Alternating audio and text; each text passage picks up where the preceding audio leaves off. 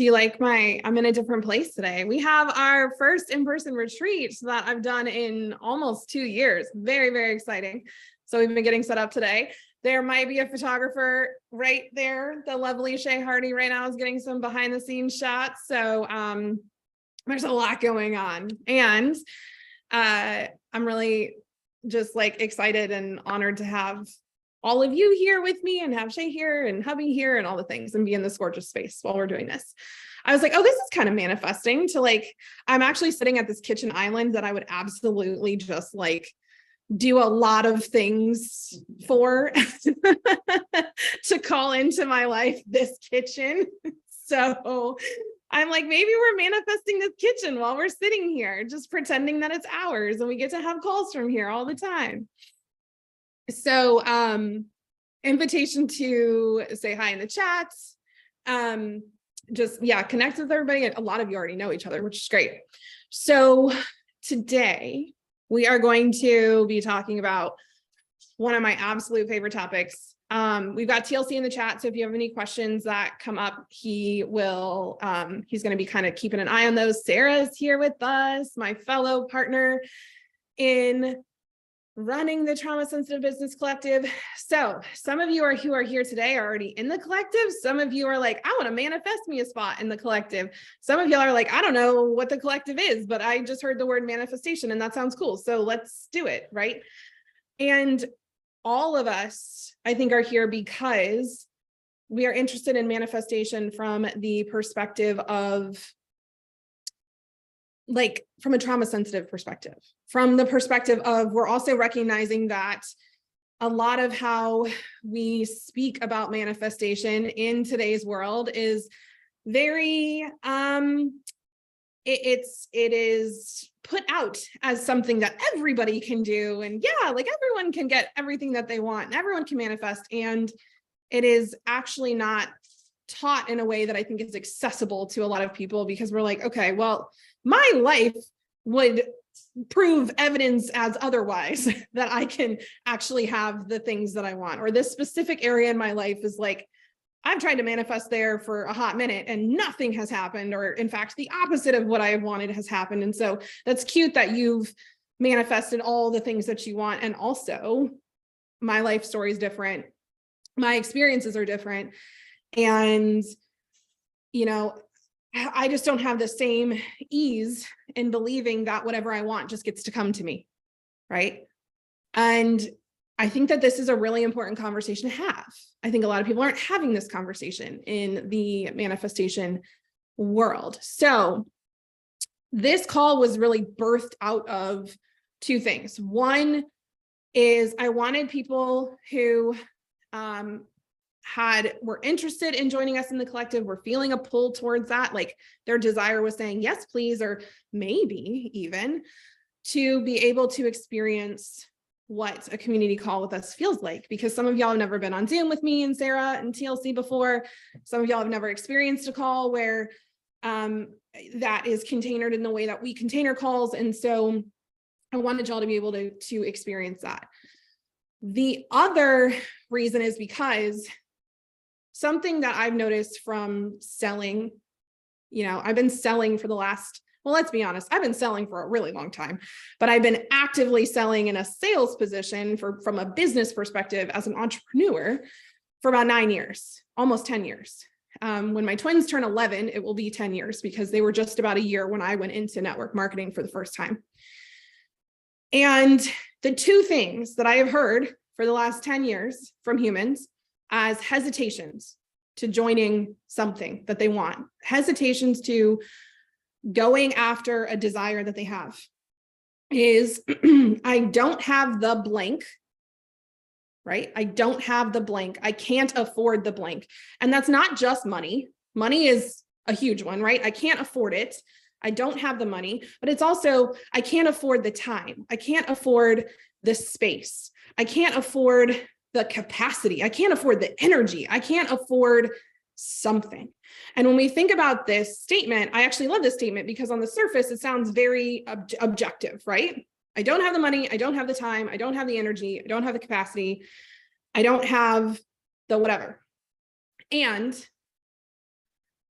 it's really a little more subjective than that. Because if you think about it, when we say, I can't afford something, right? Or I don't have, or I can't get, that is a declaration, and it's also a judgment. It's a judgment. And if I came to all of you today and I said, hey, if you pay me $500 today, I can guarantee that you will get $501 back tomorrow. You'd be like, meh, maybe not, right? But if I said, hey, you might say, well, I don't have $500. Like, why would I go after that? Why would I give you $500 to just get $1 back tomorrow? Excuse me. The return on investment there, you're kind of like, I don't know that would be worth it for me. And I don't have $500. So why would I bother and put in energy, effort, time, capacity to do that? However, if I said, hey, I'm going to borrow $500. I want to borrow $500, or I want you to pay me $500. And I guarantee that tomorrow you will have 10 grand back. How many of you, if you did not have $500 in your account right now, would go find it? If you knew that you were going to have a 2,000% return on investment, 200%? No, that's 2,000% return on investment, right? Why? Why are you willing to find the $500 in one way and not willing to do it in the other way? Is it I can't, or is it I don't want to? I'm not willing. Now, I am totally cool with not willing, right? It is 1,000% fine for us to say, yes, I desire this thing. And also, I'm not willing to put in whatever it is that I'm feeling kind of a scarcity around in order to get that thing. That's fine. Own it, right? There are our opportunities for public speaking are coming around much more often. And we're starting to have that conversation of like, okay, yeah, oh, this is a really cool topic. And also, how much time is this going to take? How much energy is this going to take? What do they need from us? How many team members are going to have to help in the back end? What's going to happen here? Right? I'm trying to manifest public speaking opportunities. And yet when some of them come, sometimes I have to go, oh, am I willing to do that? Am I willing to do that? And so it's owning the willingness, because it really is subjective, because there's somebody next to you that you're like, yeah, I'm not willing to do that. And they're like, yeah, I am. Right? Yes. The other piece of this, as Shannon astutely brings out, is that I'm saying guarantee. And how many of you, this brings us to the second point, even if somebody guarantees you something, you are still unsure of the return on investment. And that might be from 3 separate places. That might come from 3 separate places that you're unsure, that you have a fear of the return on investment not coming back. Number 1 is you don't trust yourself. Number 2 is you don't trust another specific person or people or group of people. And number 3 is you don't trust the world. And then, oh, by the way, you cannot trust all 3 of those. It's not an either or, it's usually a both and. Now, the reason why it's so important to think about this is, number 1, all of you here run a business or want to run a business. Guess what? People are going to give you these hesitations all the time. These are the top 2 things you're going to hear. And they're not always going to sound like this. They're not always going to sound like this. But when you really get down to it, it's I'm not willing, or I don't trust blank. If it's something they truly want. And that's the clear piece too. Like clearing, like, do I really want this? Now, how many of you here are afraid or have some fun feelings, some fun sensations happen in your body when you think about selling? Because not only do you maybe have some of these hesitations around things, also you don't know how to respond to those hesitations if somebody says them to you. right? I remember when I first started selling, if somebody was like, I don't have the money, I was like, okay, bye. See you later. Right? What I have actually found is that so many people, and I love to tell this story. I had this amazing client that hired me one-on-one. And at first she was like, for 2 months, she was like, I don't know, maybe, I don't know. Kind of going back and forth. And I kept giving her the space. And she's like, yeah, she's like, so yeah, I just don't have the money. And then we were having another conversation and she brought up the fact that she had multiple 6 figures in savings. And I was like, wait, what? She's like, oh yeah, but that's savings. I'm not allowed to touch that. Listen to the language. I'm not allowed to touch that. I said, well, like you're physically not allowed to touch it. Like it belongs to someone else. No, that was gifted to me. And it was for this very specific purpose. And I can't use it for this. I said, oh, okay. I said, well, does that feel good for you? She was like, wait, I'm allowed to have feelings about it? Yeah, you are allowed to have feelings about that. I was like, how does it feel that somebody handed you this chunk of money that would really help you right now in this way? And they told you, they just told you, it's not like written in a contract or anything like that, but they said, this is how I think you should use it. So then we got to get into a conversation around boundaries and what she wanted versus what other people wanted for her. And guess where we ended up focusing a lot from a coaching perspective as we work together. Because all of a sudden she had this moment of, oh, I really want to be making my own choices. I really want to be deciding what's a yes and a no for me. And yet there's all these places that people have told me things are no's that I'm just like assuming they're no's. These two hesitations, objections, whatever you want to call them, are deeply rooted in our conditioning and our past painful experiences. This, I'm not willing and I'm unsure. I don't trust. Right? Now, sometimes it is right of you to not trust. Sometimes it is right of you. It is the right thing for you. And I don't mean me deciding it's the right thing for you. I mean you deciding it's the right thing for you. It's the right thing to be unwilling. And it's the right thing to not trust, because maybe this person has proven to you time and time again that, oh yeah, I can trust you. I can trust you to not do what you say you're going to do. So like, we're not doing this, right? The thing that is though, is that if there is a desire, right? If there is a desire and there's a, but I'm not willing, or there's a, I don't trust, that's going to create some conflict. That's going to create conflict in your nervous system and in your body. And you're going to do like a nice little game of ping pong for way longer than you want, of like, can I have it? No. Okay. Am I going to back and forth, right? Not a state that is particularly set up for manifesting what you want, right? That wobbliness is hard. So here's what we're going to do today. We're going to focus in on 4 things. We're going to focus in on what your desires are, right? I'm pretty sure all of you have a desire of joining the collective or working with us, because if you didn't, again, you might just be here to pick up on the manifestation stuff, and that's cool, stay. But most of you have that desire.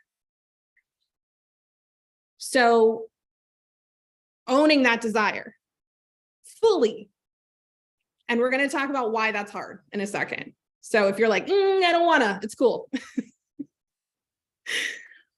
So we're going to talk about what your desires are and how to own and define them. And not even necessarily, like, it doesn't even have to be about the collective. You have other desires for your business. Most of you want to join the collective because you have another desire, and the collective seems like it's a good means to that end. Yeah. So that's number 1. Number 2 is what manifestation actually is, because the way we teach it is problematic as a whole. And what manifestation requires, which, by the way, I did a TikTok on this yesterday, and I've had so many people be like, why did nobody teach me this? And I'm like, I don't know. I don't know why no one's teaching this. And actually, I do know why no one's teaching this, because very few people understand trauma and the nervous system and how it affects manifestation. So that's number 3, is how trauma affects our ability to manifest. And then number 4, we're going to create safety in your nervous system so that you can begin to manifest more of what you want. Some of you are really, really good manifestors, and you're really good at manifesting what you don't want. And we're going to talk about why that is. And before I go any further, I want to say a very clear statement around this. One of the most damaging things that people teach in manifestation is that you create your own reality and that you're responsible for everything bad that happens to you. Now, I actually agree with that statement. And there is nuance, because when most people say that, what they are actually saying is, or the way that most of us hear it, is that we are at fault for all of the bad things that have happened to us, okay? Every past painful experience that each one of you here has had, number 1, I want to deeply witness you around that, right? I don't tend, and Sarah and TLC and I don't tend to call in humans that don't have any trauma or have very little trauma. We have the humans who are I think of the Farmers Insurance commercials with the guy that he used to be the psychologist on Law and Order. He says, we know a thing or two because we've seen a thing or two. You know that guy?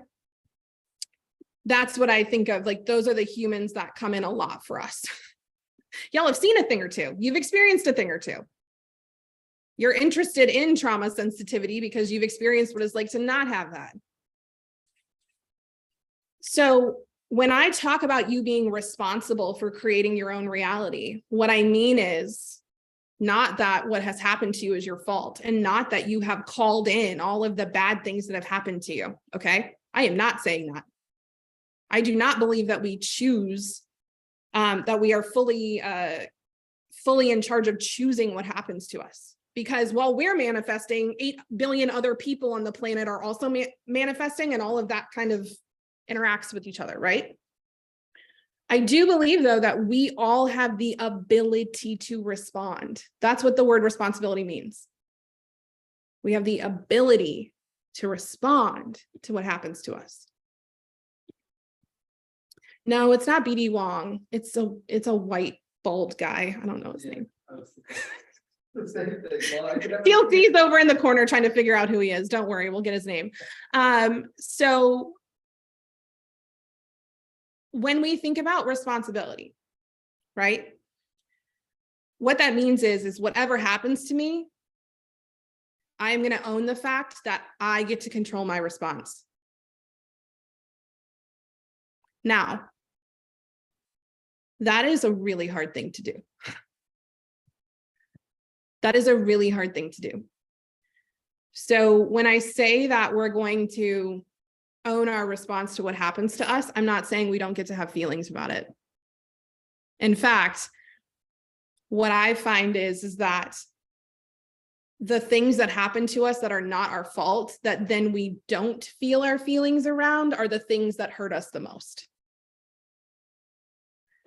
So we're going to talk more about this in a minute. And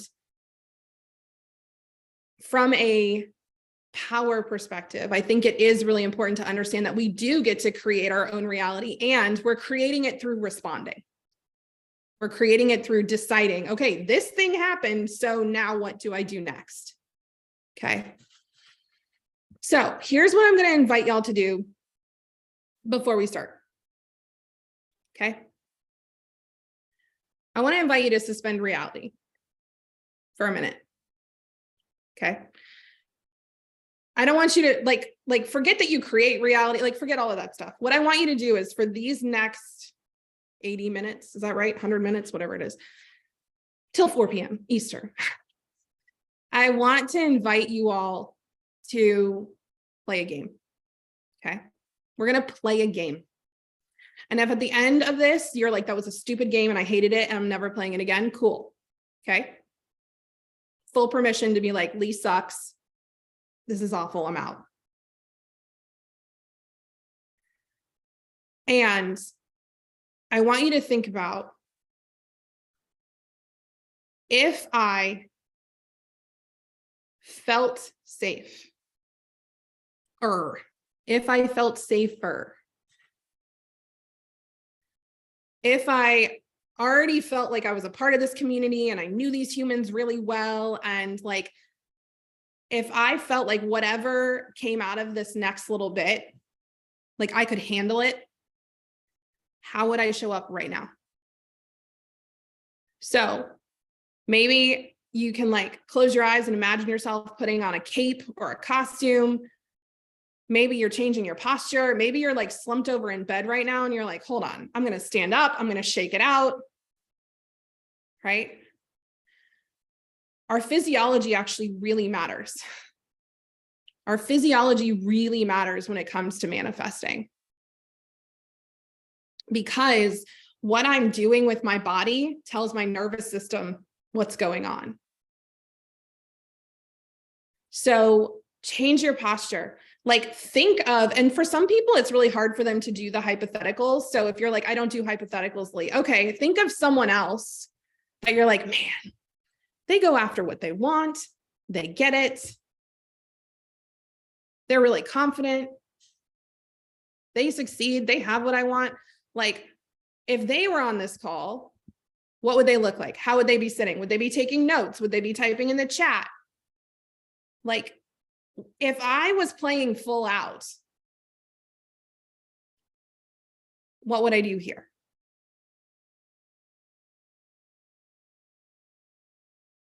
Also,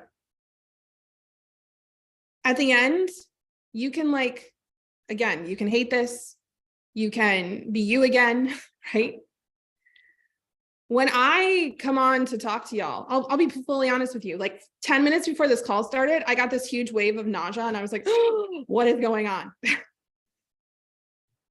I am terrified of getting sick. Like that is one of my phobias. And I was like, what's going to happen? I was like, what if this happens on the call and all this and all that? And I was like, okay, well, what if it did? What if it did? What would I do? And how can I set myself up for success so that like I'm not focused on that and I'm focused here? What version of myself do I need to step into? So like 2 minutes before we got on, I was like, TLC, I need some eye contact. I need a hug. I need you to tell me I'm a, you know, whatever. I forget what he said, badass boss something, I don't know. And from there, it was like, okay, let's do this. So if you're feeling highly resistant to this exercise and you're like, I don't even know how to do that. I've never played pretend like that. Anyone in here like not played pretend? Anyone in here required to be a little adult very, very early in your life? Yeah. The other way to think about this is if you've got a kiddo, and they really wanted something, right? What do kids do? Most of the time, kiddos without trauma around asking for what they want, I should say, they are persistent. They are unabashed. They are like, I'm going to ask for this thing and I'm going to ask for it again. I'm going to ask for it again. And I'm just going to keep going.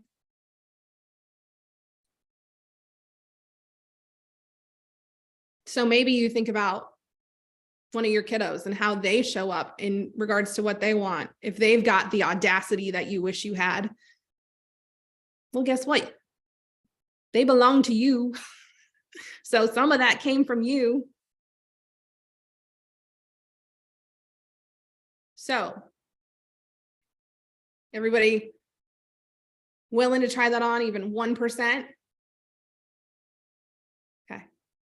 I saw a thumbs up. I like it. Okay.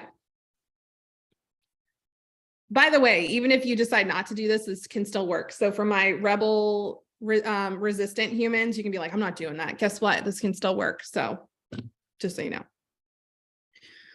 All right. So first thing is, we're going to talk about desire. Now, anyone know what the word desire means? Like where the word originates from?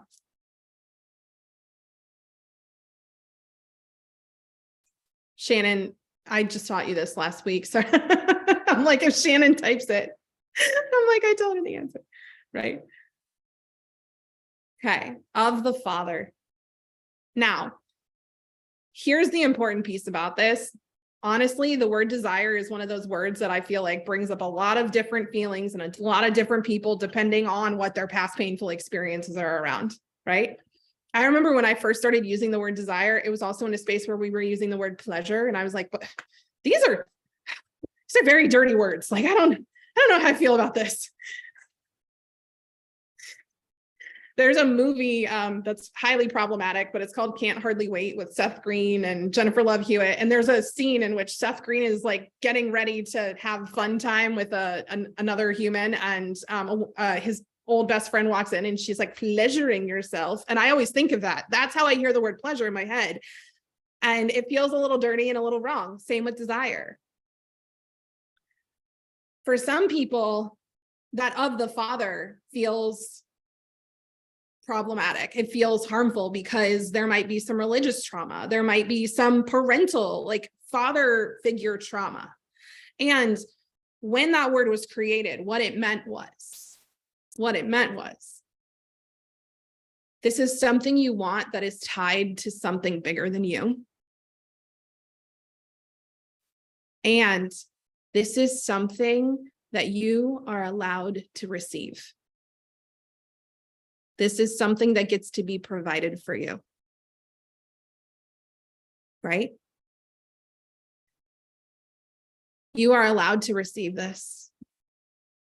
It is safe for you to receive this. And this desire that you have, this isn't just about you. A lot of us are taught that desire is selfish. Well, I really want to spend this money on myself, right? I really want to spend this money on myself, but that's selfish. And I'm like, actually, okay, yeah, sure. Let's break down the word selfish. Of the self, right? Of the self, pertaining to the self. Like, you know that we're humans and like we're allowed to actually pay attention to ourselves, right? This is another place that trauma comes in.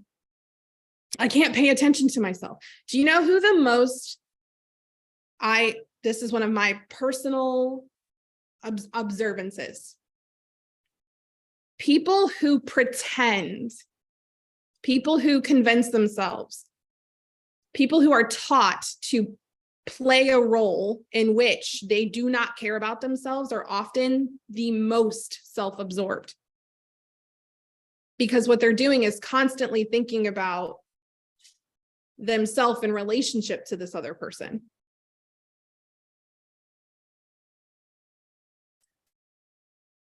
Being selfless is oftentimes very selfish, very self-absorbed, because it's okay, well, I'm going to help them because if I don't help them, then I don't feel good. So desire is inherently selfish, and that's important because if we don't have what we need, how are we supposed to give other people what they need?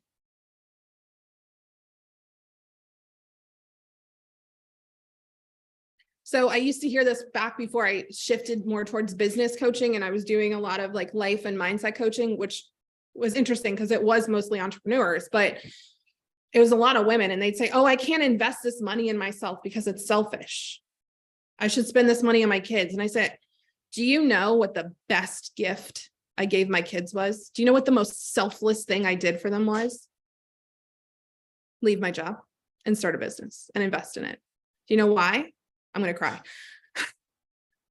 Because yesterday, my 10-year-old got to hop in the car with me after school and go to Target and pick up all the supplies for the retreat and come see the house and tell me about her day at school and put on her favorite music on the radio. And she set up all the gifts in this cute little artistic way. She was so proud of herself. She was asking me all these questions, and she was learning about, she's like, Mommy, how much do people pay versus how much do you end up paying? And how much is your profit? We had 2.5 hours together. That child learned so much. And do you know at the end of that, she said, Mommy, because we passed the place that I used to work on the way. I showed her the place I used to work. And she said, I'm so glad you're not there anymore. I'm so glad we got to spend time together.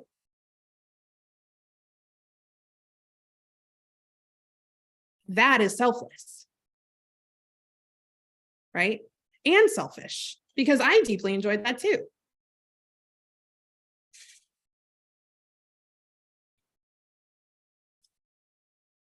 When we think about our desires, oftentimes we have past painful conditioning around, if I do this for myself, or if I go after this, this is going to upset this person. This is going to bother this person. This is going to do this or that or this. And in reality, it's, I'm not willing, right? I'm not willing to handle that discomfort because I don't know how. Or I don't trust myself to handle that. Or I don't trust my parents to not say something about this thing, or I don't trust the world to understand. And I can't handle that. Right? So here's my question for you. We're going to this is the interactive piece, which y'all are already interacting in the chat, which I just stinking love. And also you have, thank you for those of you who have your cameras on. That's amazing. If you don't, you never have to have your camera on in our space. And also invitation, I meant to say this at the beginning, invitation to put it on, even if you're in bed or you have no makeup on. Guess what? I have no makeup on. Or you are doing whatever, invitation to put the camera on. Oh, he turned his camera on. I love it. Now I get to actually see your face instead of seeing you in the side. Invitation to do that, because you don't have to look a certain way in order to be on a call with us, ever. So this is the interactive part, okay? You can write this, you can write these answers in the chat. You can say them out loud, keep yourself muted and say them out loud, because that's a really fun thing to do. You can write them in a journal. All the things. So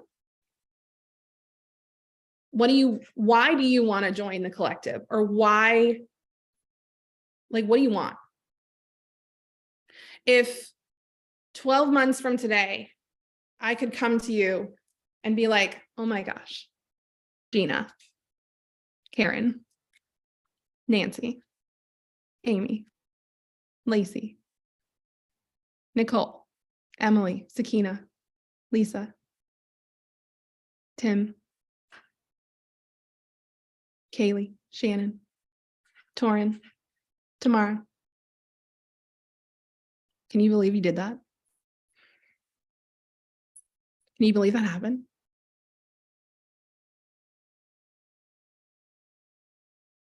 What would I be talking about?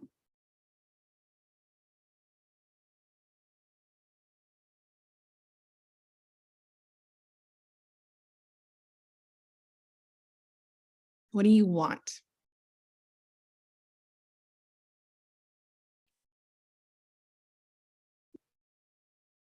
Okay, community, love it. What about that, Kaylee? What about the community?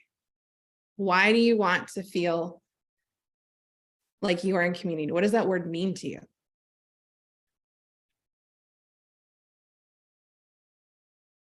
Belonging. Okay. Gorgeous. Or belonging. I don't know. I want to be around other people who get me. Okay. Nancy, being around other people who get you, what feeling would that give you? That's my question. Emily, I want to grow my current business and start my new one in a way that feels good for all parties. Mutually beneficial businesses. Yes, please.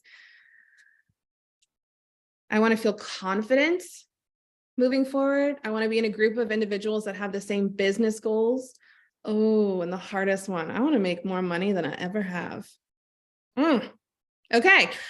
Now, Emily, great example. I'm excited. We're gonna use yours as an example, but I want to keep going here. We'd be talking about doing a huge and colorful project with Sark as a collaborator, bringing alchemy to college-enrolled humans. Love it. I'd want to feel, Nancy says, safe and accepted. I want to be doing work I don't want to escape from. Okay, we're also going to pin Lacey. So Emily and Lacey, if you two are cool with it, if you consent, we're going to use yours. Okay. I want to feel good about all the money I'm about to make, doing things I'm really fucking good at, and stop questioning it. Okay, so you want to feel good. What is feeling good? What feelings feel good to you, Shannon? I want to feel confident.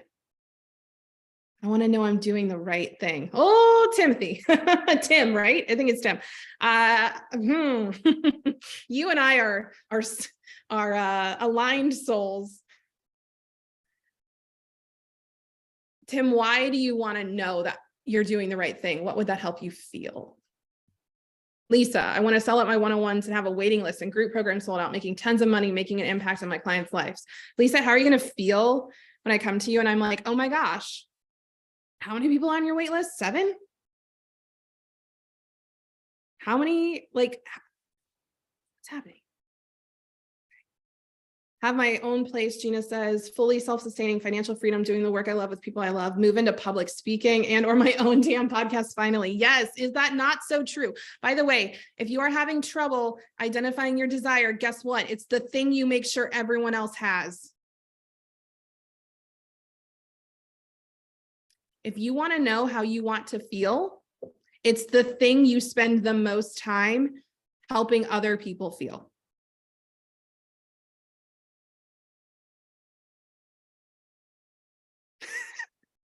My photographer's side-eyeing me right now. She's like, okay, Lee. she's listening. I know I am. I'm saying some things, right? This is desire. And can you see? I'm going to feel accomplished and proud of myself. Can you see in all of these desires where there's a little bit of trauma? Can you see how the one thing you want is probably the one thing that you had some scarcity around when you were growing up? Right? You know, Tim and I saying I want to feel like I'm doing the right thing because then I don't feel like I'm a screw up. That doesn't just that's not just a random thing that most people feel, right? If you're feeling that, it's because you probably have some evidence of people treating you as if. If you desire love and worthiness, it's because there's an unmet need there. If you desire to feel accomplished and proud of yourself, how often does that happen, right? So here's the interesting thing about desire. Most people, the reason I've been asking you what the feeling is behind the thing that you want is because if we decide that the way you feel what you want to feel is only if you get that goal, we're in trouble. If we decide the way that I feel accomplished and proud is if I have sold out programs and a wait list and my one-on-one is full and I'm speaking on stages and everybody is just showering me with praise and all these things, right? What's the likelihood that if I'm waiting till I get those things to feel that way, I'm going to get there? Also, what's the likelihood that when I get there, I'm going to feel that way? I know. If anyone wants to just throw a middle finger up at me right now, it's fine. Fully understand. I feel like flipping myself off sometimes, so I get it.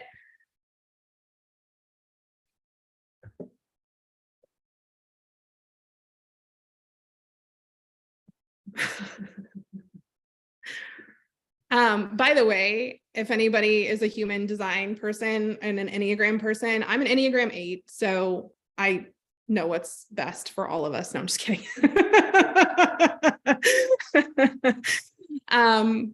I'm also a 5-1. So I, with a defined will center, and I have the gate of the entrepreneur and the gate of shock. So basically my job on this planet is to investigate all the ways that things are not working, point them out to everybody, and have people either love or hate that, because I shock them with what I say. So that's my job. And the reason I actually bring that up here is because that relates to some of my desires that I was like, oh, I can't want that, right? I wanted to feel accepted. I wanted to feel right. I wanted to feel like people really, really loved me and they were going to stay. That's what I wanted to feel. That was my desire behind my business. I loved teaching, and I also had a hard time teaching because 20% of my students hated me every time. And I would focus in on the 20% that hated me and forget about the 80% who didn't, because I was like trying to get them to like me, which again, as a 5-1 line, like I'm never going to get everyone to like me. It's never going to happen. That's not going to happen for anyone, right? So when we think about that desire, this is what I noticed, is when I was focused on what do I need to do in order to feel that, right? What goal do I need to set that when I get there, this will give me the feeling? When I set it up like that, what I found is I had to keep moving the goalpost, because I would, even if I hit my goal, I'd be like, oh, well, that didn't feel as good as I thought it would. Okay, well, let's try something else. Let's try something else. Let's try something else. And it got to the point that last year, like legit, just like tried to blow up my life in general, because I was like, okay, this is the thing that's going to bring me happiness. And what I realized was the desire for me to be accepted, and the desire for me to feel like I was doing the right thing, and the desire to feel like I could actually own who I was as a human. The only person who could give that to me was me.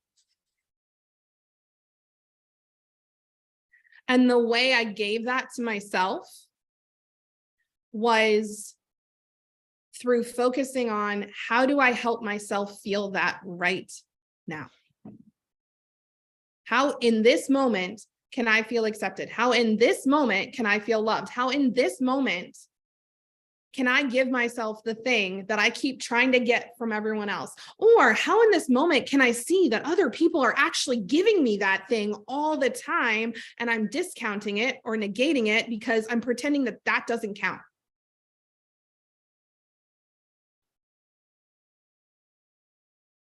So I said Emily and Lacey, right? Yes. Okay. So Emily, you said,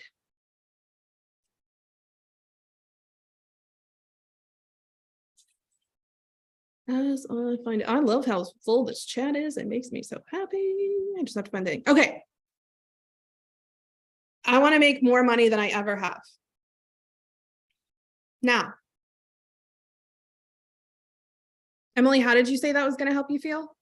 You can unmute if you desire, or you can put it in the chat.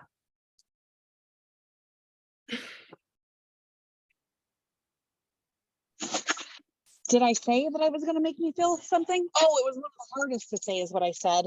Yeah. Because it'll make me feel selfish. Oh, there you go. It'll make me feel selfish. So this is the other part. How easy do you think it is to call in something that when you get underneath it and look at how it'll make you feel, it'll make you feel bad?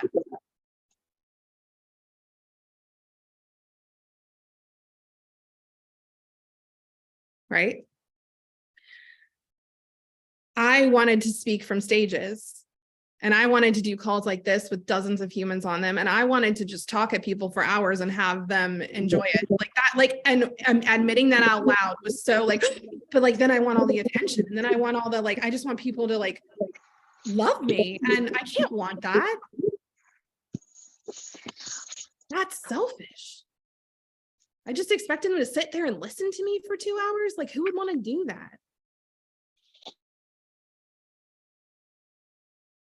Emily, you're talking about feeling selfish with the money, making more than you ever have. And also notice this, okay? I want you to think of the number of the amount of money that you've made in a month, and then I want you to add $1 to it. Does that make you feel like would that satisfy the making more money than you ever have? No. Okay. So how that would not, but it wouldn't make me feel selfish because it's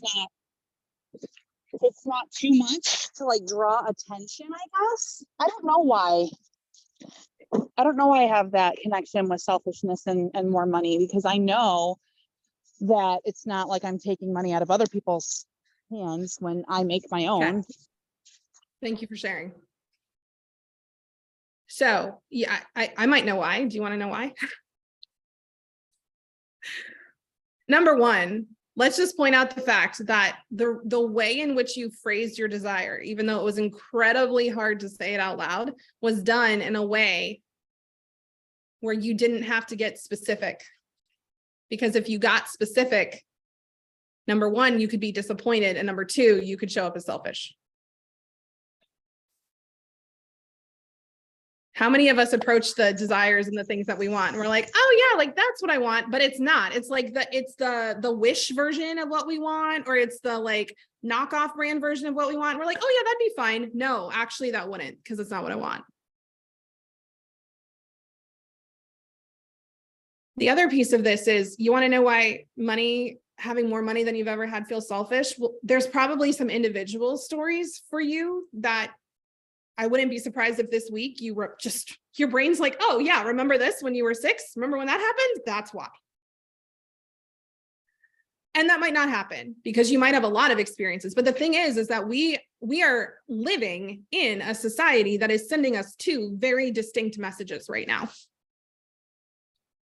And one is money is the root of all evil. And the other is money is like, that's the thing, baby. Right? We are living in a society that polarizes money and says money is either really good or money is really bad. And yes, Shannon, my favorite sentence, money is a tool. So the reason that this is important to look at is because if we are looking at money as money is a tool, except when I have it and then I'm selfish, right?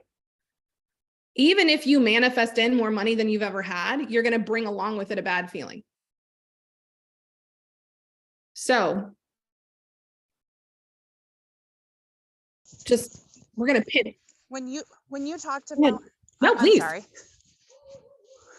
When you talked about the 2 things that could be coming up, like I really resonated with the first thing that you said, like, yeah, I made it generic, because then it's easier to hit my goal. Whereas if I made a specific goal, it would be a lot harder and easier for me to get, let down to not reach my goal. And then when you were talking, crap, I lost my train of thought because there's a dog barking in the background. Squirrel brain. You're fine.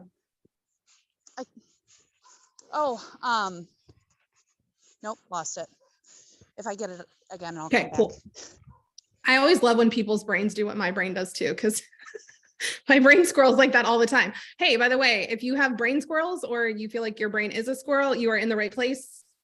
You can't see it. There's an acorn on the back of my, I have stickers on the back of my laptop, and there's an acorn on the back because I am in the squirrel collective. And every time I go to this one meeting that's full of us that are self-defined squirrels, we get acorns and we put them on the back of our laptop. So you're in the right spot. So Emily, this is beautiful. Thank you for being vulnerable and brave, because also that's exactly where we're going to go next, which is, let's talk about disappointment for a second. I got it back. Oh, yay. Okay. If I make more money than I've ever made, then I will surpass my parents, my sisters, my partner, and I feel like I'll make them feel bad. Okay.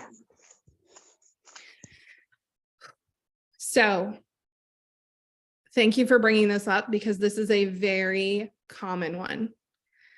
There is now, most humans have two past pain, or two ways of being conditioned in a painful way around this. There's two ways that success is set up in families. Either, if I don't do as well or more than all of the humans that have come before me, I am a failure. Versus, if I do more than all of the humans that have come before me, I'm actually a failure, because I'm causing people to feel bad, and that is failure. Now, I come from the every generation must surpass the last family. That's where I come from. I'm the first human in our line to have a doctorate. And I was like, well, and I looked at my sister, who's the second human in our line to have a doctorate. And I said, what are our kids supposed to do? Get two? I don't know. Right? Let's break this. And Emily, for you, this is beautiful, because I would guess that there are also some places in your family where you were taught to manage each other's emotions. I'm responsible for the emotions of the humans around me. And so if they feel bad, I feel bad. It's like what you just said. This is around, well, I know that me having more money doesn't mean other people have less money. However, you having more happiness means other people have less happiness. The way that this is set up in your brain. Okay. So we're going to hold this example over here for a second, right? Lacey, I want a job that I don't feel like I need to escape from.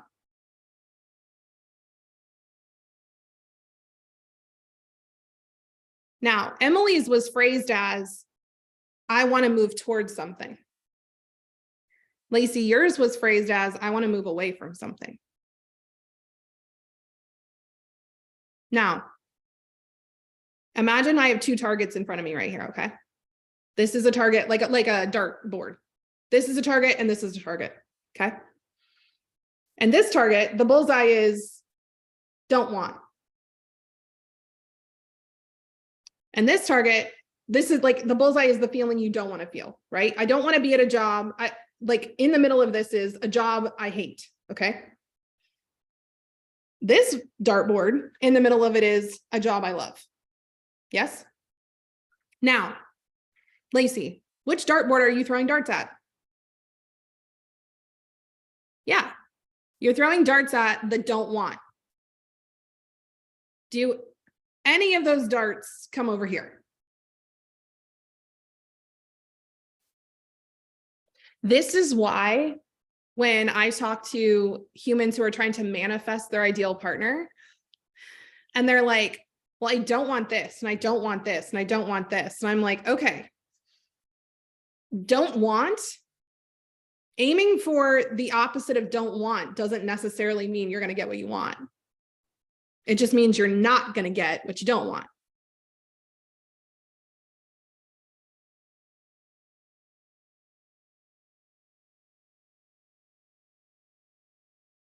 So a lot of us spend so much time trying to manifest moving away from the thing that we don't want, that we don't define, okay, well, what do I want?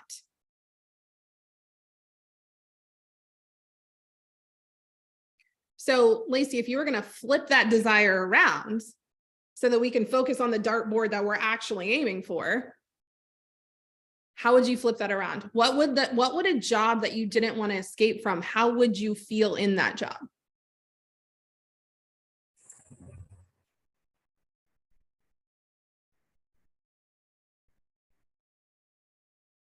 Content.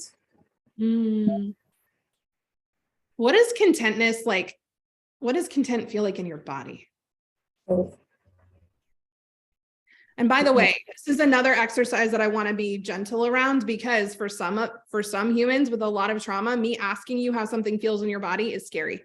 Okay. So full agency to not do it if that takes you like too far out from a dysregulated perspective. That's another thing in our collective is you always have I strongly invite you at all times to say, nope, don't want to do that. Okay. Does that feel safe for you to feel? Where do you feel it? Yeah, that's kind of like, right? When I think of contentedness, like, I don't know if y'all just saw me lose 2 inches. I just like kind of squished down in my seat.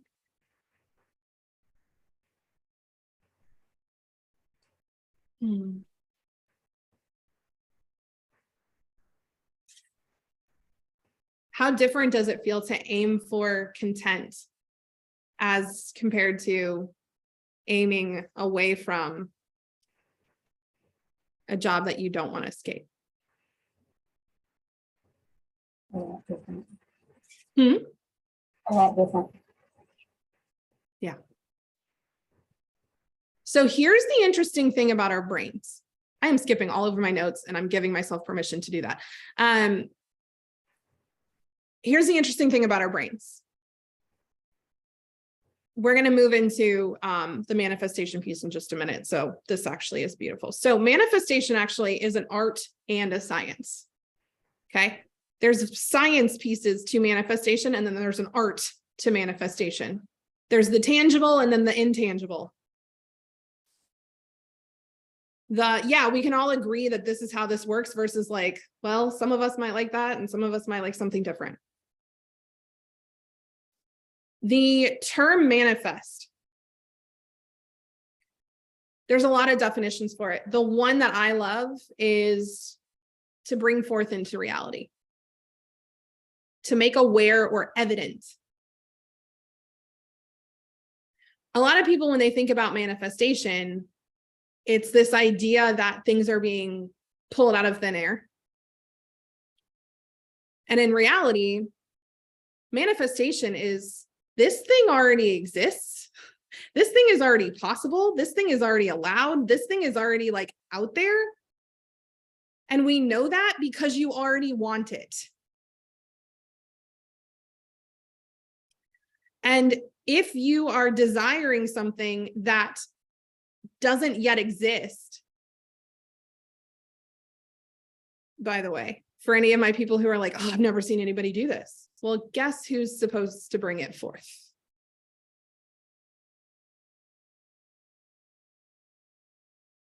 And that's scary, right?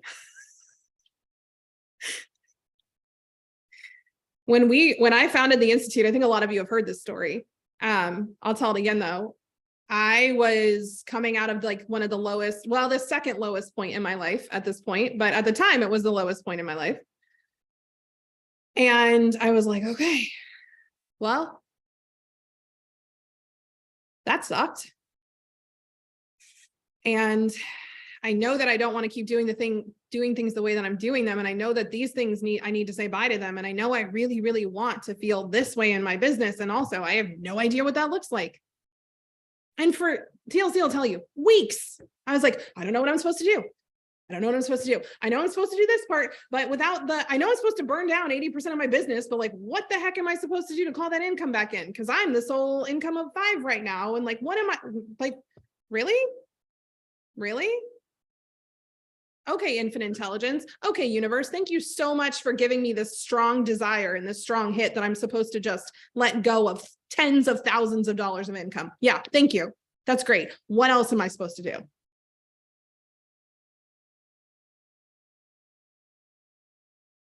The thing that a lot of people don't understand about manifestation is sometimes manifesting happens in an instant. And sometimes the amount of time the universe makes you wait, oh, buddy. And here's the thing. Sometimes the answer is, I need to go into action. Sometimes the answer is, I need to wait. And I don't know about y'all, but I am very impatient. And the idea of me waiting on something, I am like, I will literally do anything else. And what I kept getting the intuitive hit I kept getting, which this is the art piece of manifestation, by the way, the intuitive hit that was like, this makes zero sense, was wait. I was like, I've been waiting for so long. And I was really frustrated about waiting. And TLC and I were driving home in the car. And I was like, I'm so tired of like this being about me. I feel like I've been thinking about me. I don't want to think about me anymore. I want my business to be something that's bigger than me. I want it to not just be about me. I don't want to be a brand. I don't want to do this. I want this to be about other people. I want, if I one day am like, I don't want to do this anymore, that it just keeps going. And I know it needs to be about trauma. And I know it needs to, like, I'm ranting at the man and he's driving and he's like, He knows. And I was like, oh, I know what I'm going to do. And he was like, yeah. And I was like, yeah, but like, let me make sure I can do it. So I like ran in the house and I hopped on the computer. And an hour later I came down and I was like, okay, so I founded an institute. I filed the LLC paperwork. I got a EIN. I emailed the banker and told him I need 3 bank accounts. And I trademarked the name. I'm not kidding, an hour. And he was like, yeah, that tracks. Okay, cool.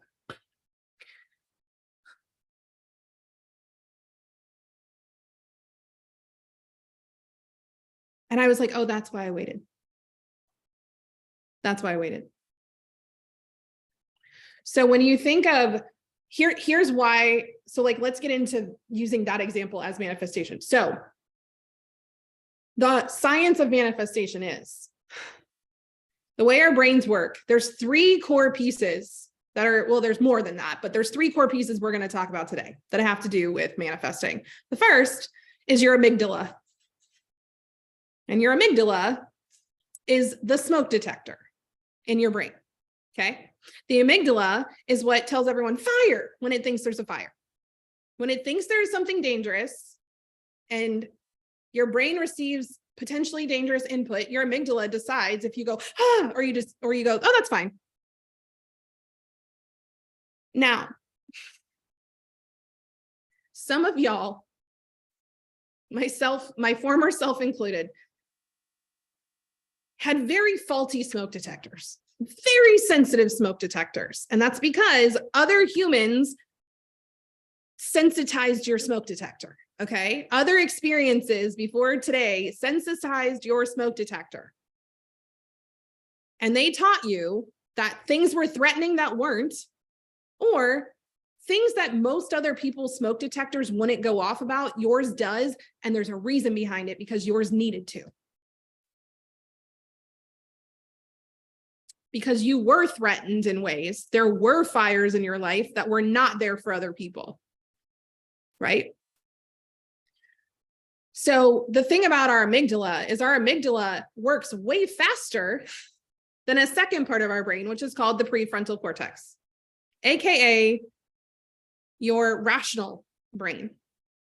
So your amygdala works about, gosh, I can't do the times, but like an incredible amount of times faster than your prefrontal cortex. The amygdala is milliseconds. The prefrontal cortex typically takes like 15 to 20 seconds to fully come online. That is a long time. That's a big difference. So if you have a sensitized smoke detector and you're like, oh yeah, I would like to have more money. I would like to have more money. Yeah, let's go after more money. Let's go after that. And your smoke detector is unbeknowingly programmed to go off and shout fire whenever you get whenever you hit X amount of dollars over what you've ever made before, Emily. Guess what's going to happen? Anytime you get close to that, or anytime you do something that could take you there, your amygdala is going to go, no, that's going to cause a fire. Shut it down. Turn the sprinkler systems on. Alert. Absolutely not. Doesn't she know that's dangerous? Why is she taking us there? What's going on? And meanwhile, your prefrontal cortex, the human, the rational thinking part of you is like, why do I really want to make more money in my business. Why am I not getting on the phone and talking to people? Why am I not sending out messages? Why am I not like answering people who've said they want to work with me? Why am I not? Gosh, though, this is how you know that you have a mismatch between your amygdala and your prefrontal cortex, is you ask yourself the question, why am I like this? And not in that tone. It's more like a, why am I like this? Why do I keep doing this? What's going on?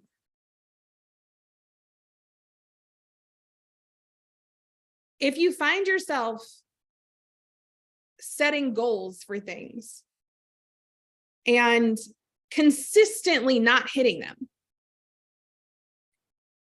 it is because there is something around that goal that your amygdala is like, absolutely not.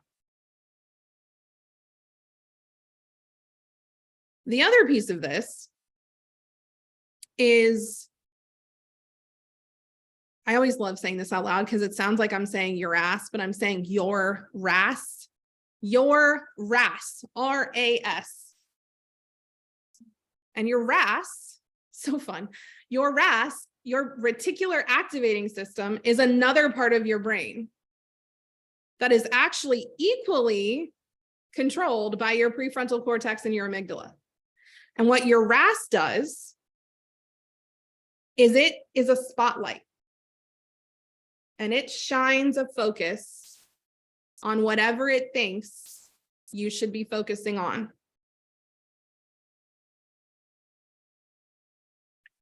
So back to Lacey's example. If my reticular activating system is focusing in on, I want a job that I don't have to escape from. And it's saying, and that's what your prefrontal cortex is giving it. What is your amygdala hearing? Escape, escape, escape, escape, escape. If I'm using the terms, and I'm feeling like I want to escape, I don't know, do you think that is going to sensitize or desensitize your smoke detector? The other piece is that if your amygdala has like kind of hijacked control of your reticular activating system, what it's going to do is it's going to have you focus on everything that's not working, that is broken, that won't that's not going to work out for you. As a way of keeping you safe. It's going to say, hey, that prefrontal cortex of us, it keeps trying to take us over here in this place. And we don't like that. So let's focus in on all the ways that this isn't working. And this is where we come back to Emily and what she was talking about with disappointment, right? I set my goals low. I set my goals low because then it's easier to hit them. Because setting a goal that is bigger and not hitting it triggers disappointment. Disappointment is one of the 4 main causes of shame.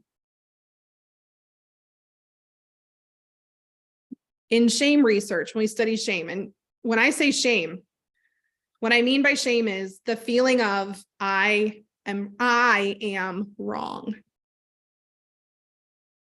I am wrong. I am bad. I do not belong. I am not loved. I am not worthy. I am not all those things. All of those statements are shame.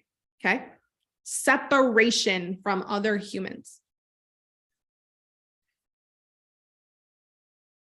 Disappointment expectation is a cause of shame.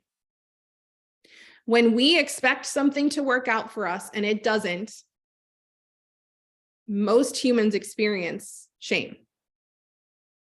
And shame is the most uncomfortable human emotion there is, because it is literally disconnecting you from everyone else, from what you want, from your humans, everything else. It's disconnecting you from your desires.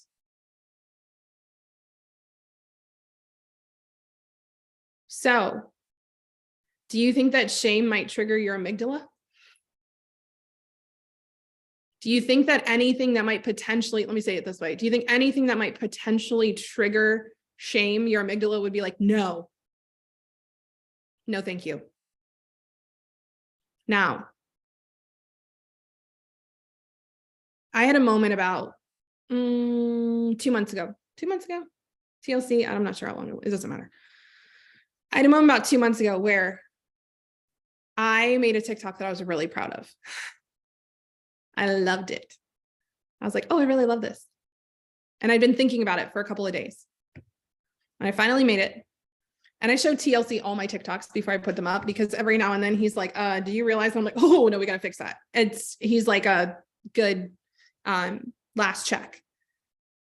And he's normally like, oh, that was so good. Oh, I love your TikToks. Oh, this is amazing.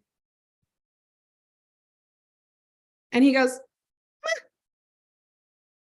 He's like, that's good.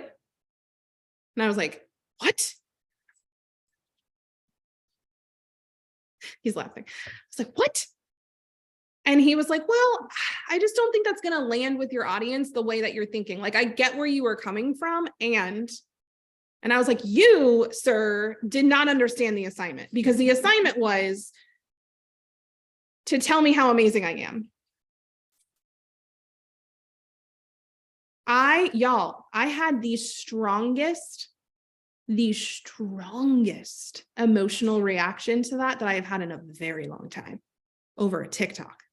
And he didn't even say it was bad. And I remembered I went upstairs. I went into full shame spiral, like isolated myself and like was like cocooned up in bed, and I'm like crying. And he's like, what? What is happening? And what I realized is that took me back to when I was a kid. And I would show my caregivers something that I was really proud of. And they'd be like, meh.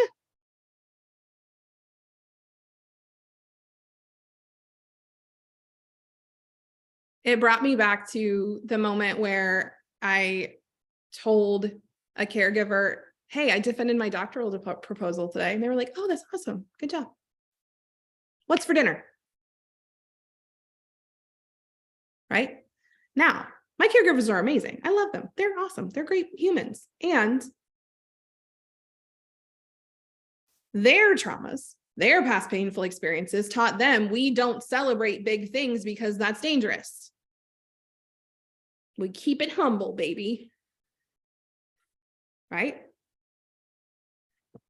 So for them, that felt protective.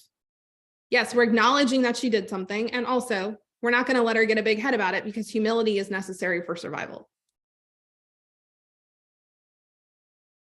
And when I explained all of that to TLC, he was like, I totally get why you reacted the way that you did. And once he validated my feelings around it, he was like, I honestly was trying to show that I cared about you, because I know you really care about the messages you put out. I know you really care that it's going to be received by your audience. You can't control what everybody thinks. And also, I know that you care about saying it in a way. And he's like, and I've known you for a really long time, and it just didn't hit the way I think you thought it was going to. And in that moment, I was like, oh.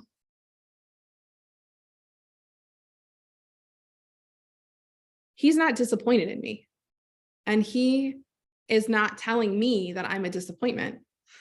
He's not playing down this. He's trying to protect me.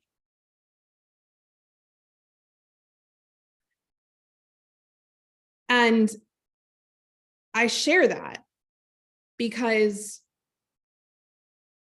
a lot of the things that are going to happen as a lot of the things that happen as you start trying to manifest what you want, you're going to have moments like that.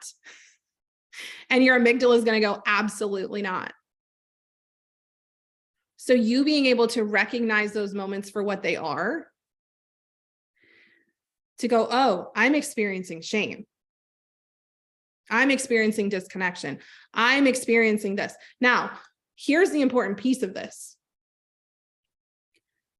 You're owning your feelings You're owning your experience, right? Like we're validating what's happening inside of us, and we're not moving from this space. We're feeling our feelings. Because remember, amygdala, 1 billion times faster than our prefrontal cortex. We're feeling our feelings. And then when the feelings start to subside, your prefrontal cortex is going to come on and go, oh, do you remember when you were like a little kid and that happened? Doesn't that, remember? Like, doesn't that kind of feel like now? And you're going to go, oh, yeah. Okay.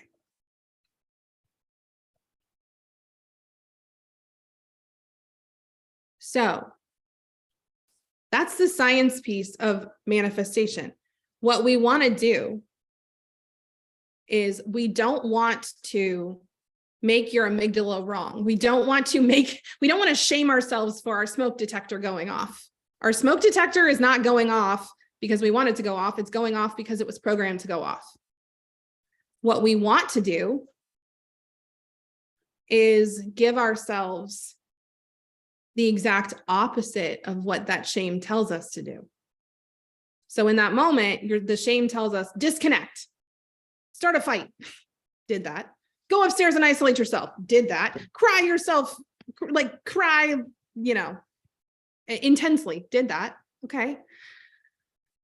I'm going to let myself have those feelings. And also the opposite of this is connection. It's me going back down to TLC and saying, hey, I feel really disappointed because that's not the way I thought you were going to react. And I'm not saying you're wrong for reacting that way. I'm saying this is how I feel. Is that how you meant it? And him being able to be like, no, right? Emily, thinking of you and what happens if you make that extra money? What happens if a family member finds out that you made that extra money and they have feelings, right? Disappointment, expectation, disappointment, expectation, confirmation, right? Oh, I disappointed someone. Oh, I didn't do this right. Oh, it didn't happen the way I wanted it to. That is but we don't know if they're going to react that way or not, right? That's what we think is going to happen. It's uncertain, and it's uncertain pain. And so your amygdala says, nope, no, thank you. Let's focus our RAS in on other things.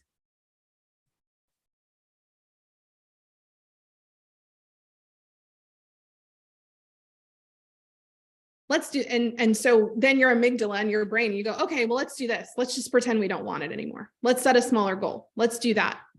Because if that doesn't work out, that's okay. We can handle that. That's not going to send our smoke detector blaring.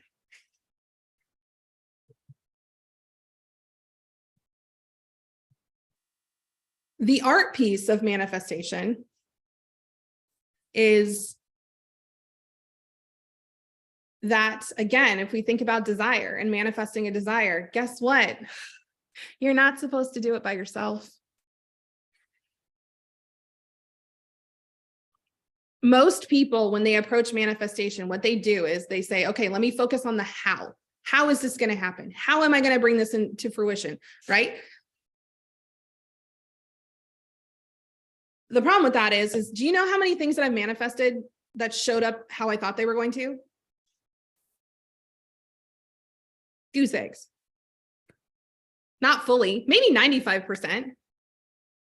Most of the things that have happened in my life that are exactly the things that I wanted did not show up the way I thought they were going to. What we do is we go, okay, well, how am I supposed to do that? And it's not actually asked as a question. It's asked as like it's almost a sarcasm. Like, how the heck am I supposed to do that? I mean, I don't know how to do that. I don't know how to do that. I don't know the people that I need for this. I don't know.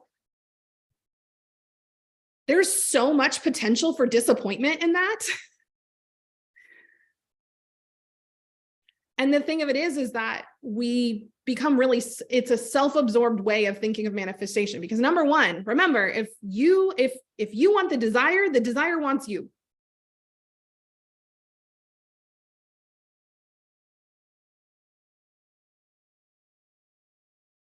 that is coming from something bigger. So you giving yourself permission to remember that your atoms, the atoms that make up you, are interacting with all the other atoms that make up all the other people and all the other things on the planet and all the stuff that we don't know about. And that maybe, just maybe, it's kind of, what's the word I'm looking for?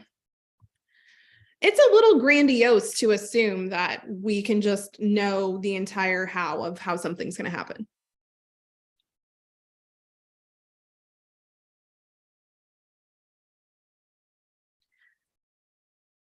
And here's where trauma also can come in, because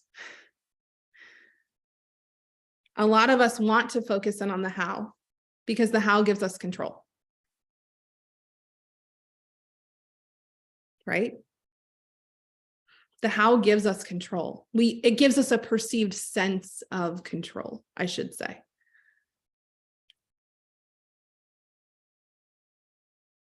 And it is my belief that this comes from, for most of us, a receiving wound.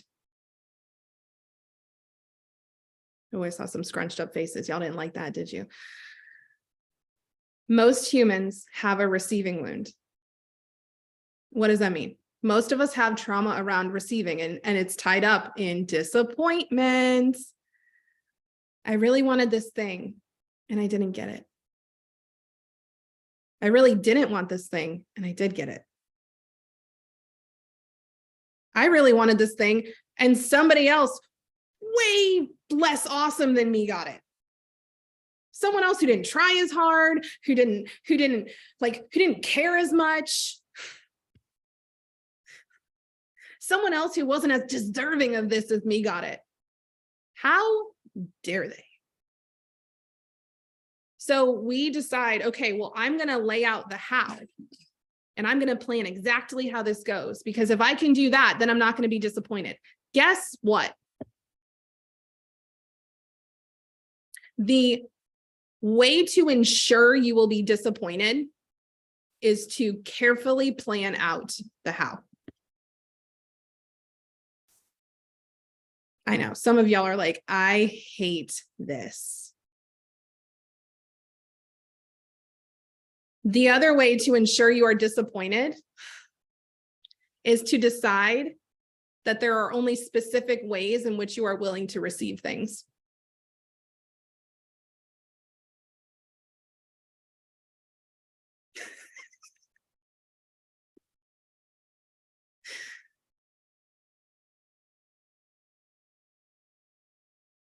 I'm just now seeing all these comments. I'm loving this.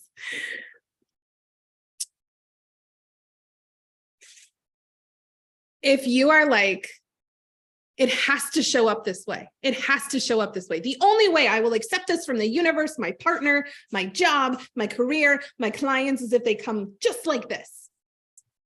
And then somebody like something really cool, that's like 80% of what you want, like waddles into your vision. And guess what you've done? You have focused your reticular activating system on this exact thing, because that is how you don't set off your smoke detector. Because your smoke detector is really sensitized to disappointment. And so this like potentially awesome thing shows up in front of you and it's like, hey, what's up? And you're like, no, not you. Not it. Move along. And then something else that's like 85% or 50% shows up. And it's like, you're like, no, absolutely not. That's not it. Move on. I can't even see you. You don't look closely enough to the thing that I'm looking for. So I can't even see you. I don't even see you.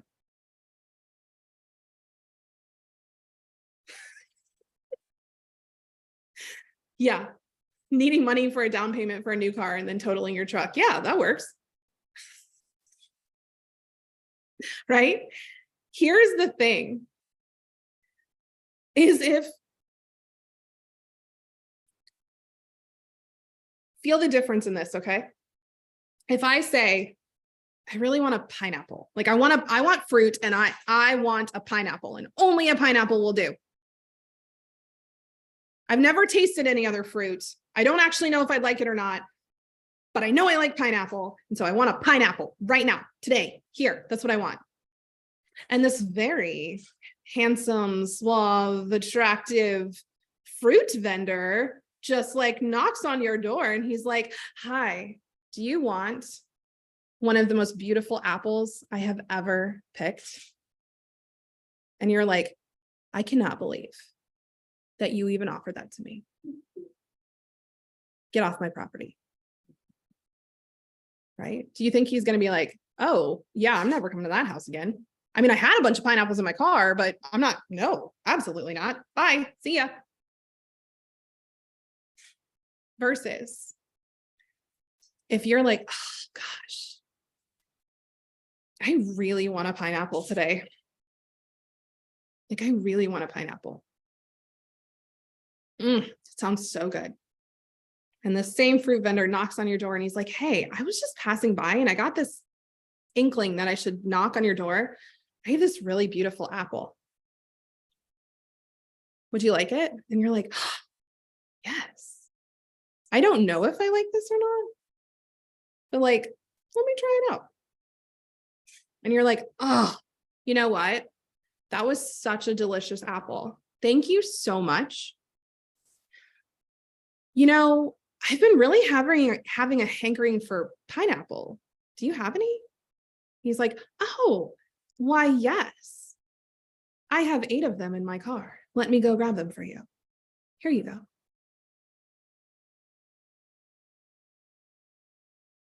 How many of you turn away the apples?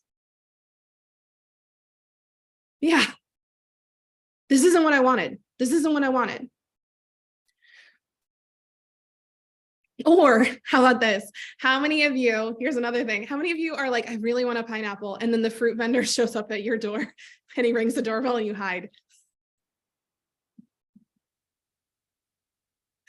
Right? You're like, I don't know who that could be.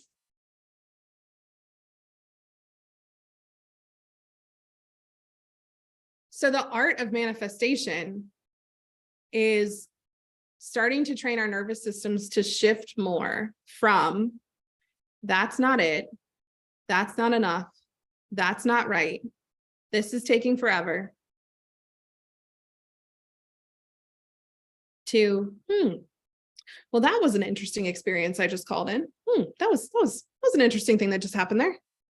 Okay, not exactly what I wanted. And what did I like about that? What's another step I could take around that? Could I ask the vendor if he has pineapples? Maybe next time he comes by, I could like answer the door. If I hid. Okay, I hid. Yeah, that was maybe, okay, we're going to witness ourselves around the fact that we just hid. All right, okay, we're going to feel our feelings around that. And what's my best next step? Can I peek out the window as he's driving away and like maybe look at what the name tag is on the side of the truck? Maybe like do a little Googling.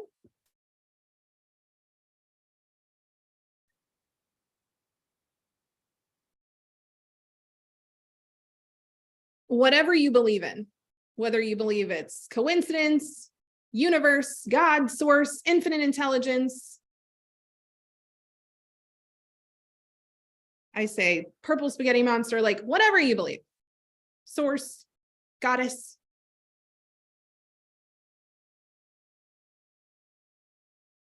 They are trying to co-create with us. And other humans are trying to co-create with us. Other humans need us to shine the spotlight out a little bit wider and in a little bit of a different direction, because guess what? They're trying to manifest you and your work. And they can't because you're focusing on the wrong spot and you can't see them. Right? That fruit vendor wants you to love that apple because then maybe you're going to buy a bunch of fruit from him. Maybe you're the human that helps him get in. Maybe you're like a famous chef and you're the human that helps him get into all the restaurants. So you manifesting is also very selfless if it's a true desire. Hi, Jack. Okay. Now,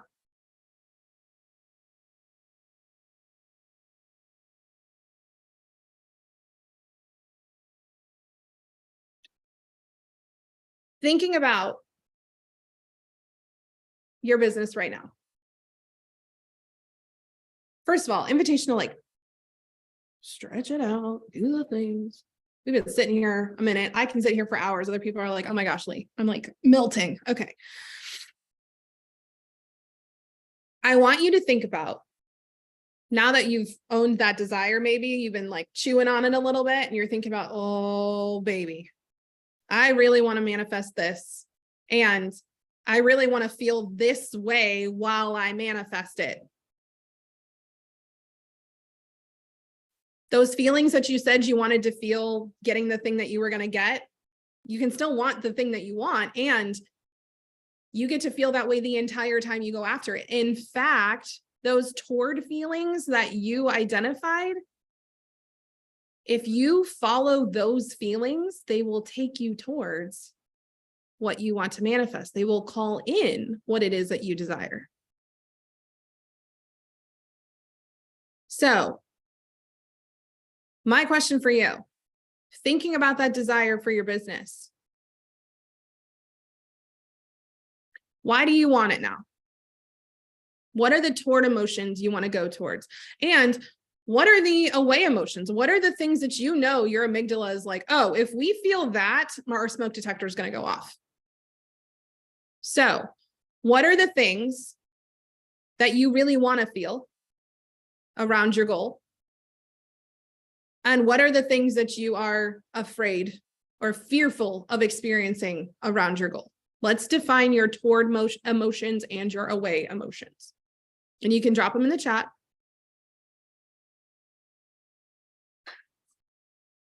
I never liked being so specific about manifestation because the open-endedness meant it could show up better than what I originally expected. One of the easiest ways to trigger your amygdala is, again, newness. And if it's even better than you were expecting, that is unexpected. And unexpected, remember, unexpectedness, newness, your amygdala is like, okay, there's a fire. Okay, Kaylee wants to feel excitement and hope. What do you want to avoid feeling, Kaylee, too? Tamara wants to towards tender. Ooh. Tamara's a wordsmith, y'all, for anyone who does not know her. And she's in our collective. She leaves comments for you to chew on for days. It's amazing. Karen says receptive. Gina, calm and confident. Oh, yes. Do you know what my favorite definition of confidence is? That you're not distracted by yourself. Right? One of the ways that I moved towards confidence was I started owning all of the things that I used to feel insecure about on camera, right? I talk about the fact that I have a squirrel brain. I'm over here just like stimming away and letting myself be normal for that. I'm owning this is who I am. And if I own that, then I don't have to be distracted by it. Amy says, towards calm, compassion, and understanding, away from scared, frozen, and distracted. Emily says, manifestation feels like make-believe to me. It's hard to believe in, but I will try. Ooh, yes. Okay. I want to feel helpful on a massive scale. And Emily, I think you said that you don't want to feel selfish. You don't want to feel like you are. And really, I think selfishness for you is more, you can come up with your own word for it, but what I hear is like callous or like uncaring about other people. You didn't know, because I remember you talking about you didn't want to hurt people. Okay. Go towards surrendering control. I love me some surrender. And moving away from controlling. Surrender. Ooh, oh, wait, hold on, Lisa. I got to read that out loud. That's good. I want to go towards surrendering control and move away from trying to control my surrender. Oh, that's so good.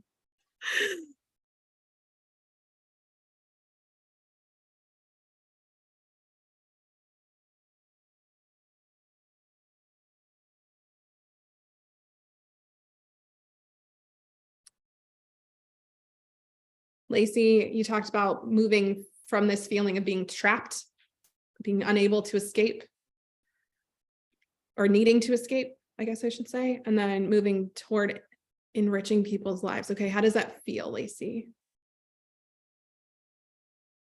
Yeah, okay. So, Gina, moving away from scared, frozen, distracted. Okay, this is also a really great point. Y'all are helping each other come up with your answers. Do you see this? This is really beautiful. And by the way, another piece of being in the collective, you don't need to be right when you write something. You can write something and say, actually, I don't believe any of that. We have venting sessions sometimes where people say things and they're like, I just needed to say that. That's not actually what I think. Or I just needed to try that on for a minute. And as we're talking, I'm realizing it's something different. You don't need to be right in our space.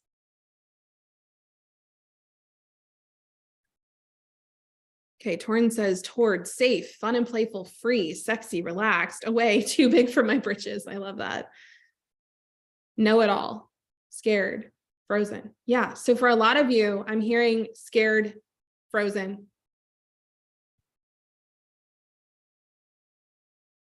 Distracted, tense, right? In control, trying to grip.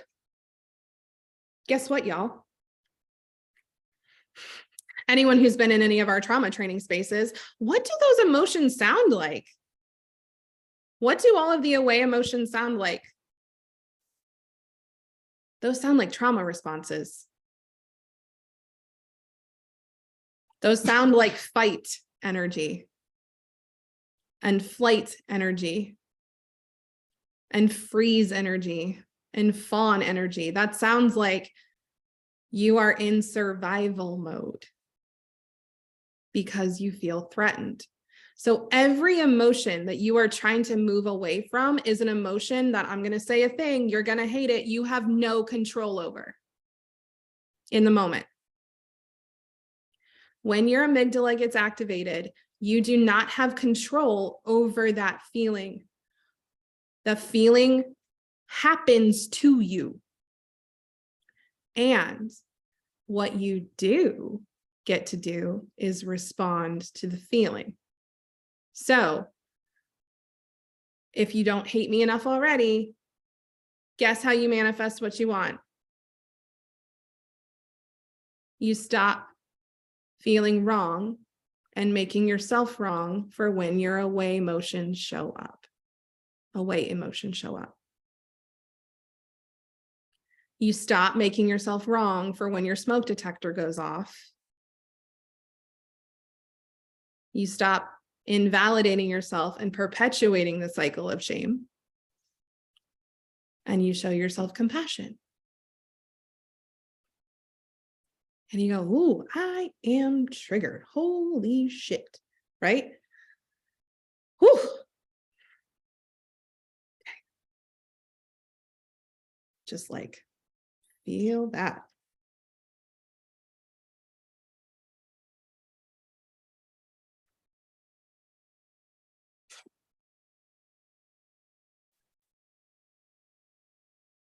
So, step-by-step process now that we've like had this big discussion, so you can actually put this into practice, okay?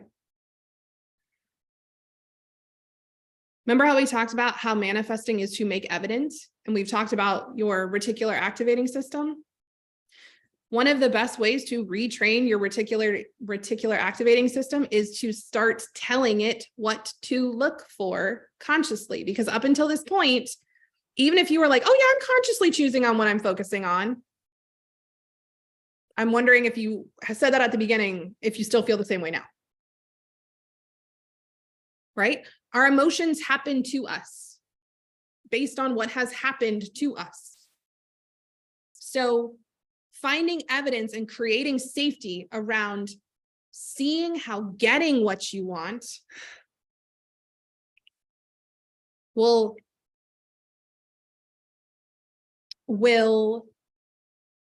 be safe, right?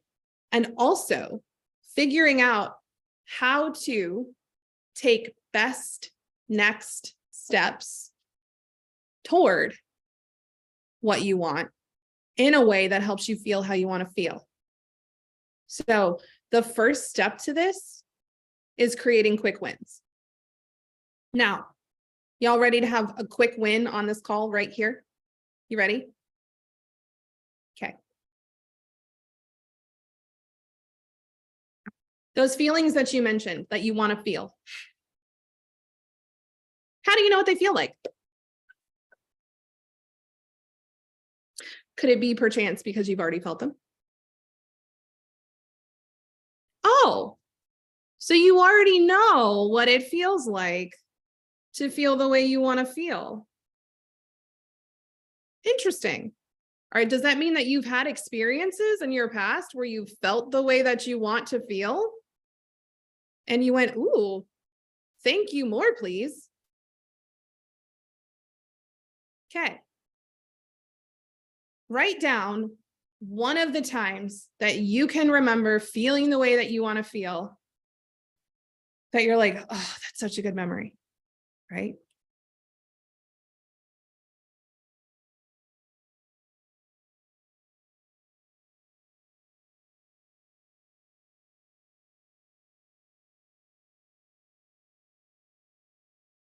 So are any of you right now in your current life, do you have moments, pockets of time where you already feel that way? And if not, can you think of one way right now, business related or not, that you could, like today, like you could hop off this call and feel that way?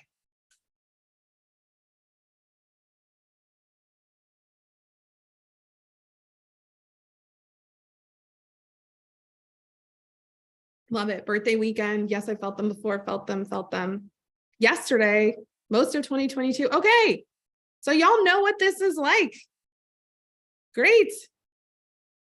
So your RAS knows what that feeling is, and it knows things that help you feel that way. So one of the things we get to do is start putting those things that we already know help us feel that way top of mind and top of action. If you started your day doing something, most days, I'm not a big everyday person, right? If most days you started your day doing something that helped you feel X, how do you think that would shift things for you?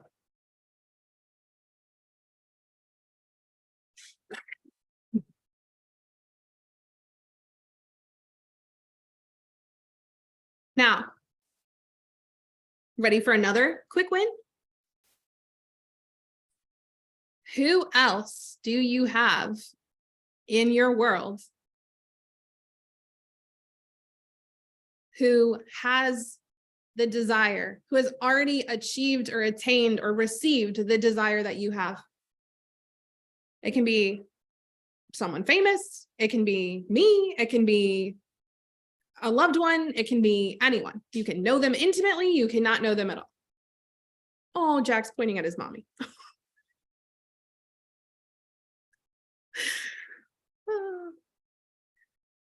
We got to get our Jacks together someday.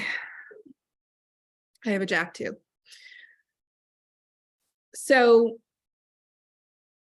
here's the thing, is a lot of your brains, and this could come from past painful experience, when you see somebody who has what you want, you use that as evidence that you can't have it. And I want to teach you a term that one of my coaches taught me that is my favorite term, and it's banked. Well, one of my favorite terms. And banking means this.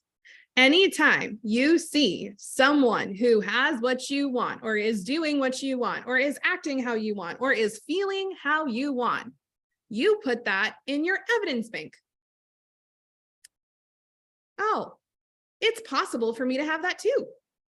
Because if somebody's already done it, I already have proof.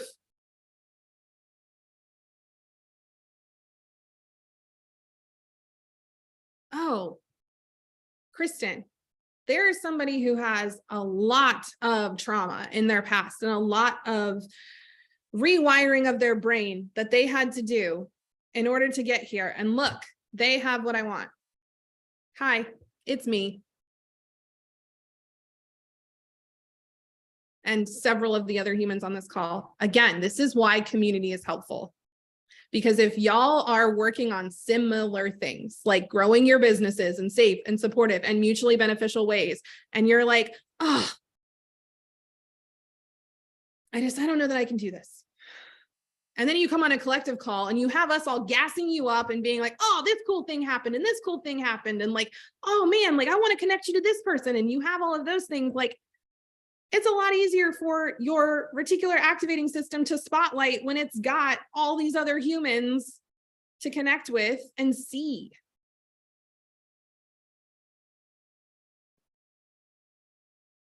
And this is why modeling and representation matters, by the way. This is why one of the reasons that Sarah and TLC and I have created like such a diverse space. Like, look at this call, y'all. Look at this call. This right here is like a dream come true for me. And here's why. I never felt like I belonged. I always felt in between. I always felt like there wasn't a space where I could go and be either the blackest white human or the whitest black human. And so I went, that's not what, no, that's not what all of my spaces are going to look like this. And not intentionally. I'm not like, okay, let me count, right? Like, that's not what I'm doing. I'm like, your individuality matters so much. And it adds to the collectiveness of the community. Because it's actually really helpful to see people who look differently than you doing things. And it's helpful to see people who look like you doing things. Both of those are important for our reticular activating system. And for our amygdalas, because they go, oh, okay, I'm actually in space with a lot of different humans. And like, I don't feel as threatened here. I do feel safer here. I do feel more supported.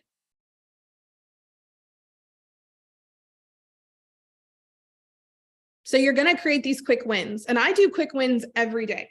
I have a journal. I journal very consistently, like every day, almost, sometimes twice a day. And in my journal, I will start off and I will just let my amygdala have at it. And I will write out all the things that I'm scared of. I'll write down the desire. I'll write down all the things I'm scared of, all the things like this is never going to happen. And this is what's going to, like, all my worst fears, all the things. And then I go, okay, I'm acknowledging all of that. And this is what I know to be true. I wasn't going to do this, but we're going to do it really quick. So this was today. You ready? I'm going to get vulnerable with y'all. This is me manifesting, okay? So my desire, I deeply desire 30 humans in the collective. Ugh, I can't believe I'm going to read this out loud. Okay. Here's my amygdala. Ready? I deeply fear that we won't even get close to this, that this will just be another place that I've failed. And I will have to, this is my ultimate financial fear. Just, I write this every time, that we will have to file bankruptcy, lose all of our things, and live in a box under a bridge every time. That's what I write. I am frustrated and fearing that no one wants to join and other people aren't even interested. I fear that this certain person who has defamed me previously will be proved right, that I can't actually do a business like this. I fear that I will look like a fucking fool because I put this desire out to everyone and they'll watch me fail. Jack's saying, no, sorry. I deeply fear having to shut down and going back to being a nurse practitioner, if I even can. I deeply fear I'm going to keep going all in and it's not going to work. I am going to be bitter and angry and resentful.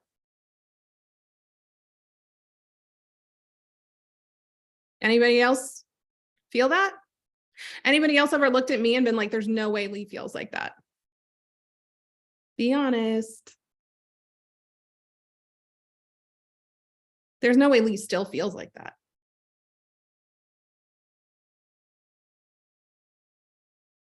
So here's the second part to this, okay?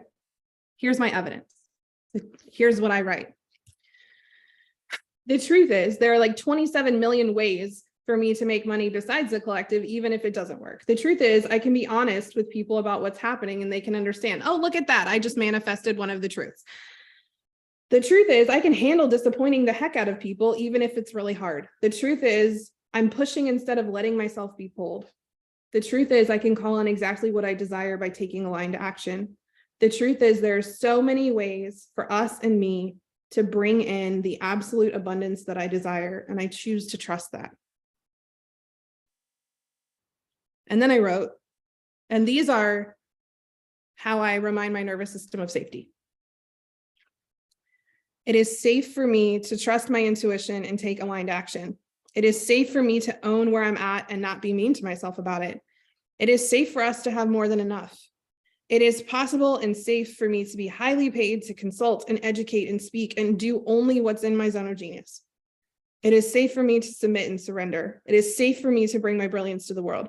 It is safe for me to be big and try big and fail and be disappointed and feel it and try again. It is safe for me to have money struggles. I trust that I will be supported deeply. I trust that I can be myself and it will be more than enough. I trust I don't have to force things. I trust that I will be deeply provided for, and I trust that my desires are safe to claim.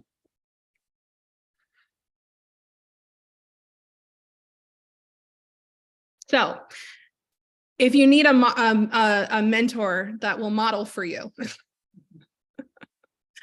that's doing it along with you, Sarah and TLC and I are all doing this along with you. And when we create these quick wins and we put in the science of manifesting, and then we add in the art of manifesting, we help your brain use what we know about your brain. And then we bring in the infinite intelligence and quantum physics and remembering that all molecules interact with others. And then we bring in the benefit of community as mammals using each other to co-regulate. If you are in a space where you feel safer to make mistakes and be disappointed and be disappointing, you're going to make more mistakes. But guess what happens when you make more mistakes? You get more of what you want.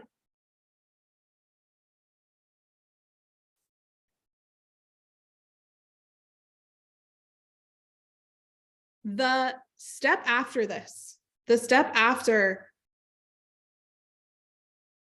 owning your fears, owning what sets off your smoke detector, redefining your truth and finding your evidence is this. This is the last piece. What's my best next step? Instead of focusing on the how, you're going to focus on your next best step, and that's it. And anytime your brain tries to run forward, you go, yeah, okay, we'll get there. What's my best next step right now? And when that one's done, what's the one after that? And when that one's done, okay, that worked or that didn't. All right, what's next? What's next? What's next? And as the fear comes up, you feel it. And ideally, you have a community where you come in and you process it. And we alchemize it. We stop trying to move away from those away feelings. We let them be there and we focus on the toward. So what is your best next step? What is your best next step moving forward? And one of the things that I absolutely love to do as I'm defining my best next step is I love to ask. I love to ask my subconscious brain, the humans around me, infinite intelligence. I like to ask, what's my best next step if I'm not sure? This masterclass was a best next step that was given to me while I was half asleep going, what do I do? What do I do?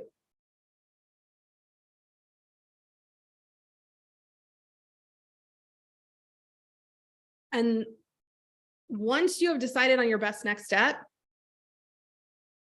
trust. And the trust is not, I won't be disappointed. The trust is not, this will work out exactly how I thought it was going to. The trust is, no matter what happens, I trust that I can feel my feelings and I can come back to center and I can say, okay, that sucked. What's my next best step?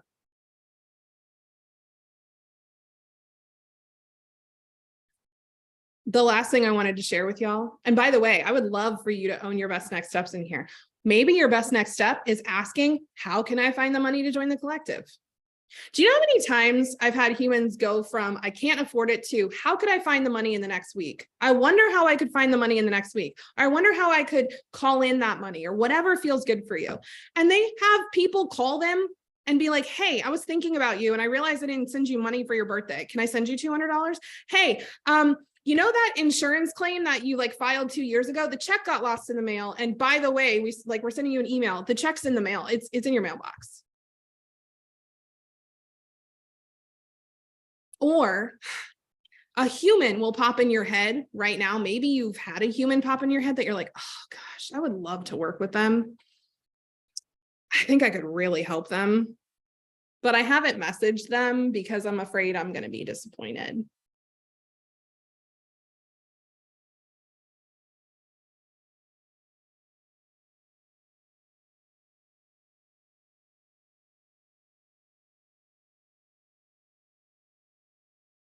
Tamara says, my best next step is writing it out in a similar fashion to your journal share so I can let myself see the desires, the fears, and the feelings in front of me. Yeah, maybe your best next step is just to get really honest with yourself about what you are afraid of. Maybe your best next step is to look at all the ways that your amygdala, your smoke detector, is sensitized. So here's evidence of manifesting that I was telling you I was going to share in the call. So we'll close with this.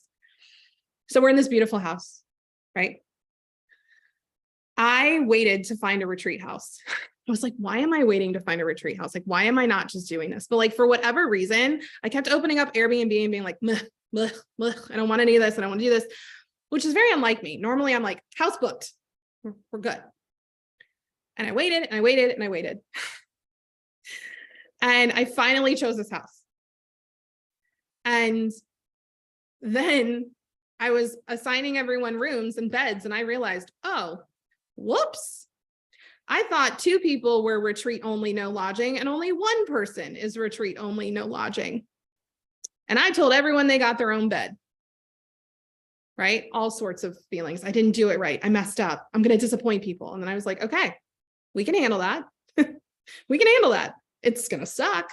So I messaged 2 of the humans and I said, hey, are you willing to share a bed? And the one was like, yeah, no problem. The other was like, no, however, I love sleeping on the couch. So I will happily sleep on a couch as long as there's a comfy couch. And I was like, cool, let me go to the house. Let me go to the house early. Let me see if there's a comfy couch. And Charlotte, my daughter, and I were here setting up yesterday and we walked up to the 3rd bedroom and guess what, y'all? There's a couch that turns into a bed that was already pulled out and made.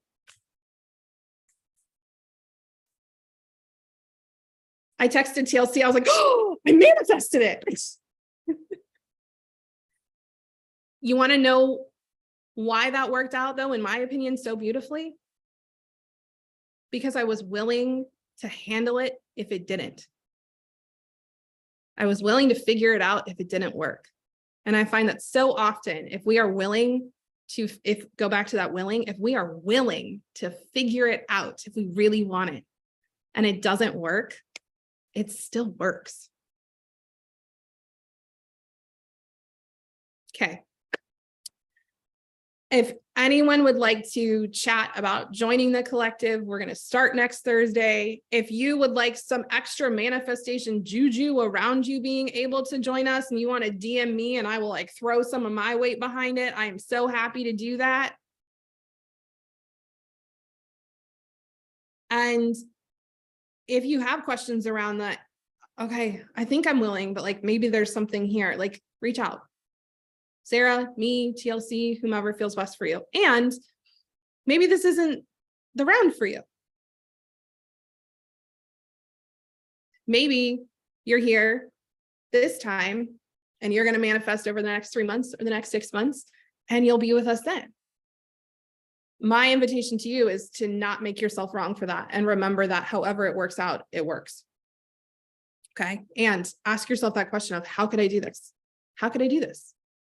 How could this happen? Hey, universe, I'm totally open to this. How can we do this together?